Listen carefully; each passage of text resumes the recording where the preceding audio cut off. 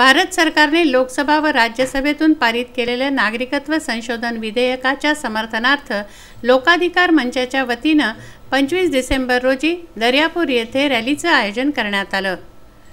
ही rally गोरक्षण चौक, जयस्तंभ चौक, गांधी चौक मार्गे तहसील कार्यालयात पोहोचली। येथे उपविभागीय अधिकारी प्रियंका आंबेकर यांना निवेदन देण्यात आलं। या रॅलीमध्ये शेकडो नागरिकांनी सहभाग घेतला। यावेळी कायदा व पंतप्रधान नरेंद्र मोदींच्या समर्थनार्थ घोषणा देण्यात आल्या।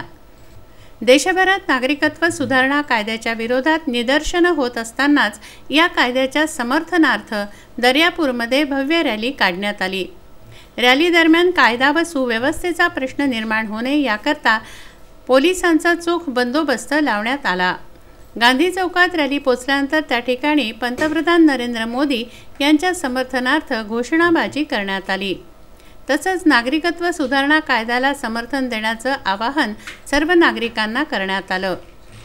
कायदा मंजूर होताच त्याविषयी नागरिकांमध्ये गैरसमज होत आहेत व त्यामुळेच देशभरात हिंसक आंदोलनं होत असल्याचं मत नागरिकांनी व्यक्त केलं।